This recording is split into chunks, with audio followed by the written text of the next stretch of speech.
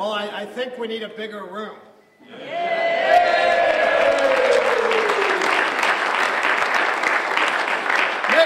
Nick, you got to get on this side. There we go. I want to thank everyone for coming today as we celebrate this historic moment. We're here with the largest Republican majority in the recent history of the great state of Missouri. I'm proud to stand here today with members of my caucus who represent Missouri families and businesses from every part of our state. Earlier today we had our leadership elections. I want to briefly introduce the members of the leadership team that my colleagues have selected to lead our efforts over the next 2 years. We've re-elected Denny Hoskins as Speaker Pro Tem. Todd Richardson from Poplar Bluff will be our new Majority Floor Leader. Mike Searploy is returning as our Assistant Majority Floor Leader. Where's Mike? Oh, the tall guy back here. He's not Rick Stream. Maybe the governor will get it right. Dallas Johnson was elected as our new Majority Whip. Shelley Keeney will remain our Majority Caucus Chair, and Mike Bernsketa will remain as our Caucus Secretary. This is a group of hardworking, conscientious, committed public servants who believe in the greatness of the people of Missouri.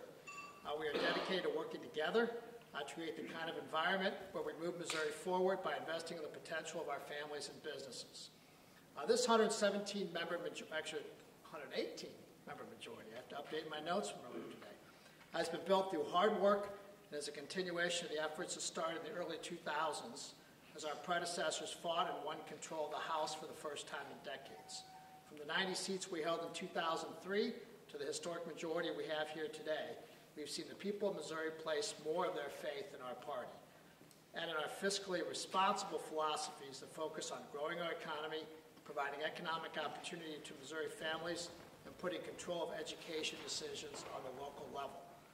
The actions we've taken as a Republican majority to rein in government spending, create fiscally responsible budgets, reduce bureaucratic red tape for our small businesses, and protect the values that matter most to Missouri's families took us from 76 seats in 2001 to 88 seats in 2009, 106 seats in 2011, to our historic veto-proof majority of 110 seats in 2013, and now to the largest Republican majority in state history. And all this was accomplished despite a much publicized push by Democrats to regain a foothold in the General Assembly. We saw Senator Claire McCaskill put in the neighborhood of $700,000 into the Democratic Party for these races, with another $200,000 plus coming from Attorney General Koster. But despite their efforts and the large amount of money they invested in these races, they could not overcome the quality candidates we fielded and the core principles we represent that resonate with the Missouri families. The heaviest hitters for the Democrats came out in force and tried to rally their troops. And the result is one of the smallest Democratic minorities in state history. I think this is safe to say that this is not a failure the Democrats can pin on Jay Nixon. This was their collective failure on a grand scale. It also echoes the national trends, where we saw a Republican tidal wave that took the United States Senate away from the Democrats and gave Republicans the largest majority in the United States House since 1948. On a state level, we also saw Republicans take control of the governor's office in several key states, and we saw Democrats lose their majorities in the Nevada Senate, the Minnesota House, and the West Virginia House. Overall, it was a huge night for the Republicans and a very disappointing evening for anyone with a D beside their name. The overwhelming support for Republicans here in Missouri and across the nation all rest on the people of Missouri and America believing in the core principles we've worked and fought for. First, policies that support and encourage entrepreneurship and invest in our small businesses so they can grow and prosper. Two, our commitment to creating fiscally responsible, balanced budgets that make the best use of taxpayer dollars while cutting the size of government at every opportunity. Three, our focus on keeping the decisions that impact our schools and our young people at the local level, where parents and teachers can decide what's best for their kids. Four, our dedication to reforming the education system so that kids receive the kind of world-class instruction in growing fields like engineering, mathematics, science, and technology that will prepare them for the jobs of the 21st century. Our steadfast commitment to protecting the sanctity of all life. continued efforts to protect the rights and freedoms of all Missourians that were granted to us by the sacred document that is our Constitution. These are just a few of the core principles and ideas that make up our platform as a caucus, and that the people of this great state share with us as the right direction they think we should take. Over the next several weeks and months, we will work together as a caucus to develop the visions and goals we have for the upcoming session. We will develop these shared priorities based upon the core principles of conservative governance. Some of the ideas we have on the table will include an economic development proposal that emphasizes an investment in the small business owners and job creators of the state, an education blueprint that puts the focus on job readiness, a commitment to bolstering our state's agricultural industry so that it continues to thrive and grow in years to come, and an energy plan that protects Missouri's families and businesses from excessive rate increases while also investing in ways to move our state closer to true energy independence. Over the course of our discussions, I'm sure we'll develop many more ideas and shared goals that will move our state forward in a better direction. While I don't know at this point all the ideas we will discuss as a caucus, I do know the people who are joining me in this room in this discussion are up for the challenge. Our caucus is blessed to have many talented individuals who have decades of experience in key policy areas like economic development, education, healthcare, and public safety. The people of this great state chose to have this citizen legislature so that each of these outstanding men and women can share their expertise and their life experiences to help us craft the kinds of policies that will make our state even greater. We will utilize that experience in building our agenda. Republicans have led the way for more than a decade now in the Missouri General Assembly by embracing pro-growth, pro-jobs initiatives that invest in the workers and business owners of our great state. We have worked to keep the tax burden low by approving the first income tax in our state in nearly a century, and to keep business-stifling, job-killing bureaucratic red tape to a minimum with legislation like the Big Government Get Off My Back Act. As a caucus, we will continue to lead the way with fiscally responsible budgeting that makes efficient use of each and every taxpayer dollar.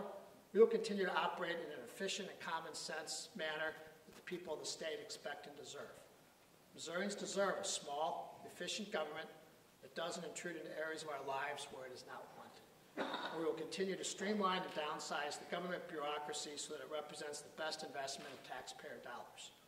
As Republicans, we have brought our investment in education to record levels, even in the face of a governor who's withheld funding to our schools at every turn. Moving forward, we will continue to support increased funding and education reforms that puts the needs of students as our top priority and not the interest of education bureaucrats. In regard to health care, we've pushed back against the errant policies of our federal government that have sought to throw even more taxpayer dollars into a Medicaid system that has done a very poor job of serving our most vulnerable citizens. As a caucus, we will continue to work toward health care improvements based on free market principles that drive down the cost of health care rather than cause it to skyrocket as the federal plan has done. This caucus has also been a staunch defender of the sanctity of human life by passing numerous pieces of legislation to make abortions as rare and as safe as possible. Through the next 2 years, we will continue to defend the lives of the unborn so that all children have the opportunity to grow into healthy, happy, productive adults. In everything we will do, we will invest in the potential of the Missouri people with the belief that they will lead our state to a brighter tomorrow. So with that, I'll be happy to take any questions. Earlier today, the governor spoke to us and told us that he will continue basically to push for Medicaid expansion. How do you respond to that? Well, I mean, take a look at the elections. Okay, I mean, I think clearly on the federal level, Obamacare has been rejected by the voters of this country, and I think if you take a look at the elections that happened yesterday, it's also been rejected by the voters in this state. It's interesting the governor, I guess just like a couple years ago, the day after the election decides he's going to push for it. They certainly didn't campaign on it. And with the exception of maybe a Senate race and a sporadic House race here or there, I'm not aware of anybody or the Democrat, any Democrat or the governor getting on the stump and advocating for Medicaid expansion. So I think it's going to be pretty much how it's been over the past couple of years. And let's point out, too, he wants to expand a system that doesn't even come close to being able to perform and to process people under the current eligibility. We had hearings on this in the House over the interim, and I believe the director of his department indicated that they couldn't even get the problems fixed with the current eligibles until I think it was the spring of 2016. So it's not even practical to do it. What's your comment on the passage of Amendment 10 yesterday? Well, I think that sent a pretty clear signal from the voters of the state that they're probably a little sick and tired of the scare tactics and the blackmail that's been used by the governor over the past 2 years in the budget process. We budget responsibly, and we budget in a way that's fiscally accountable to the money that we actually have coming in. And so the governor has, I think, used time and time again the budget appropriation process to try to leverage other types of priorities that he may have from a legislative perspective. So we'll now have a tool that the voters have given us to deal with that. We're going to do it in a responsible way. If there's a withhold because it clearly needs to be withheld, we're going to respect that. But if it's something that's just being used for blackmail or leverage in other political situations, I don't think we'll hesitate to use the constitutional powers that the voters give us. Have you evaluated the withholds that are still in place now, and would you see possibly trying to overturn those? I have not yet. I mean, this is kind of the first day that we're evaluating what's going on. What I find interesting is there's still, as I understand, hundreds of millions of dollars of withholds, yet the governor is attempting to prepare a fairly significant supplemental budget. And how do you have a supplemental budget saying there's additional monies to appropriate while you're withholding money, saying the money's not there? So I think those are the kind of things we're going to look at very, very carefully. And probably in January, my guess would be we're going to get a tryout of Amendment 10 fairly early. Ethics came up in a few races around here in Missouri, including Representative Brown's race, and he talked about pushing for elimination of obvious gifts. Where do you stand on that? Will that be? Yeah, I think that's something, Virginia, you and I talked about yesterday. We're in the process of putting that together, as I said, with all the specifics of legislation, we're going to have discussions among the caucus of what we think an ethics package should look like, and I suspect we'll be bringing something forward. Tax issues last year that y'all did not address during the veto session, plus the income tax measure, regardless of whether you think they're loopholes or good for business, they really weren't a global approach to the state's tax system. Is it possible, or do you intend to try to do anything big picture on taxes, or are we going to look at these kind of like individual pieces as you all? So just to clarify your question, are you referring to the income tax cut? The income that tax we did? cut. I thought that was pretty clear. And the various bills. The income tax cut was not a large tax cut. Really? I thought it was going to be the end of the world as we knew it. Can't have it both ways. I mean, it's dramatically changed the income tax system. It didn't dramatically change the income tax system. It's pretty much the way it was. With lower rates. But and then the various tax bills at the veto session that you all didn't address, many of them were narrowly drafted for a particular purpose. Yeah, or to deal with a certain revenue interpretation by the Department of Revenue. So look at it. If one of my members feels like bringing that up again, we'll refer it to committee and we'll look at it and see where it goes. So do you think that we need any kind of a global look at the entire tax structure of Missouri, and what would that? You mean like eliminating income taxes and going? No, I'm open to that. I think there's members in this caucus that want to look at how we tax. I think they want to take a look at some of the exemptions and other things that are out there. And I can imagine as part of what we're going to discuss over the next 30 to 50 days. And what about some of the other issues that kind of hang, like right to work? Do you intend to push I support right to work. We clearly have more members. And I think the decision's going to have to be made. Is this something we move now, or is this something that becomes an issue in the 2016 governor's election and gets done if and when there's a Republican-elected governor? I think that's something, once again, I think we're going to have some pretty robust discussions on over the next 4 to 6 weeks. A single very parochial question. What advice would you have to the two people the governor's appointed for the commission dealing with a new stadium in St. Louis? What advice do you have for something that would have traction in the legislature? I'd say probably a couple things. One, probably get a flak jacket. Two, be very transparent about it. And if the governor's going to want to deal and move with something like that, he better get off the second floor and get engaged. Have you been involved? Has there been an effort to reach out to you? I have not spoken to the Has that governor. bothered you? Look, I'm beyond hurt feelings on the governor not picking up the phone and calling. So, if I did that, I'd probably be on some kind of medication. But no, in fairness, they did reach out, I think, about an hour before their announcement today, but we were heading into caucus, so I have not had a chance to visit the governor. Would a package that involved tax credits, tax breaks, Phil, tax you're forgiveness? getting, come on, and I have no idea what they're even talking about. So I'm not going to comment on a specific thing. We You don't know. personally, could you support a package of state tax breaks to keep the reins in St. Louis? I think it'd be a very difficult road to hoe. We spoke last night about the issue of same-sex marriage, and since we've spoken, the St. Louis judge has stricken down that ban. The issue was raised today when Linda Black announced that she was moving over to the party as one reason she did it. Have you had discussions yet in the caucus, or what do you think is going to be the path forward on that issue? Well, number one, the Attorney General needs to defend the Constitution of the state of Missouri. I know Speaker Jones has taken some leadership on this over the next couple of months. I think he intends to appoint a committee to look into this, and I'm happy to support and continue whatever it is that he appoints and let that committee continue. Do you think Koster should challenge the decision that was handed down today? I've not seen the decision that was handed down today. We've been tied up in meetings.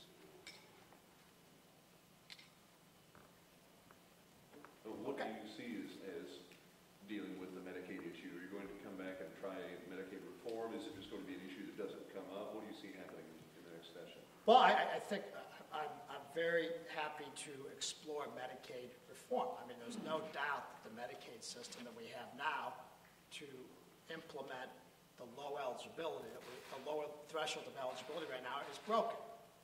Okay, they can't process people now who are eligible for Medicaid. So that has to be fixed. It wastes money. It doesn't provide the medical services that are needed for those people in need. And so, yes, I think we're going to probably try to address that. But even the governor's director overseeing this indicated that he was that they don't think they can even have their system fixed until the spring of 2016. In the next few years, several years, there's going to be a cascading set of I'm sorry, what, Phil? There's going to be a cascading set of Medicaid cuts to hospitals from a variety of different federal cuts. Does that give Medicaid expansion any viability? Well, first of all, the cuts to hospitals are Medicare sequestration cuts. Okay? And Medicare sequestration is done why? It's done because the federal government cannot meet its obligations that it's previously made to the states as the partnership on Medicare funding. That should be instructive to us as to why we would enter into another partnership with the federal government. We know the federal government can't meet the obligations that it has right now. Good answer. You basically said that Mr. Flanagan would chair the budget, have you not? That's correct. Is that the only appointment you've made? That's correct. I haven't officially appointed him. I just said what I'm going to do. Yeah, 'cause that's a process we have to start early. And one of the things that we're going to do this year is to try to get the budget done earlier. Now, obviously, that requires some cooperation with the Senate, and I believe we will have that. And what that will enable us to do is to be able to, if we could get the budget done marginally earlier than we get it done right now, it would allow us to override the governor's veto of any budget items while we're still in session in May, so all of these agencies and whatnot that have funding aren't subject to summers of hijacking and blackmail, and if it does come down, where there's withholds made, we can hopefully use the veto session to address that. Being from the St. Louis region, with what has happened these past few months in Ferguson, are there issues that have arisen there that you feel like need to be addressed legislatively? You know, it's difficult to say at this point. You know, the situation in Ferguson and the social deterioration that's happened there has been decades in the making. So I know the temptation of everyone is to run out and say, pass a law to fix this. You know, it's hard, and I haven't heard anything yet that's going to address criminal activity in Ferguson. Okay? There's an element in Ferguson that's set to do harm, irregardless of the outcome of the Michael Brown grand jury. I don't think there's anything the General Assembly can do to fix that. You know, that being said, this is a systemic problem there, is a lack of economic and educational opportunities and hope for young people there because they've been in failed schools. And that's something I think long-term we can address, and I would hope the caucus would be open to something like that. Coming back to the St. Louis decision, so just to clarify, a judge did rule that Missouri's ban on same-sex marriage is unconstitutional, so you feel that Koster should continue to follow what the Constitution says? Absolutely. That's what the Attorney General is elected to do, is to defend the Constitution and the laws of the state of Missouri. I think it's in the job description. With Amendment 7 going down, transportation funding, what are some of your ideas going forward as to solve the transportation funding? I think one thing we're going to look at, and I've spoken to some of my members who are interested in this area, I think the first thing we're going to look at is what else is being spent out of that transportation fund. It's my understanding there's a fair amount of overhead and agency expenses which are spent out of that fund and not used directly for roads. So I think we're going to look there first, see what that is, and then we'll have to have a discussion on what the rest of the funding gap is. Okay. Take one more question. One more question. So obviously you have a huge Republican supermajority, but I've heard that. That also means you have a lot more differing opinions within the party. I guess, how do you plan on keeping everyone together? How do you see people staying together with a lot of different voices within the party? Well, I think somebody didn't like your question. I think he wants us to all be separated. But look, we're going to do that by hard work. And we're going to do that by communicating with our caucus members.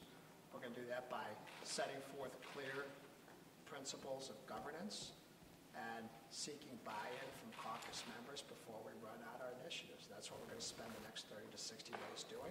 I think everybody in this room understands the historical importance of what the voters gave to us yesterday and understands that with that historical importance comes a responsibility to govern and get things done. Thank you very much.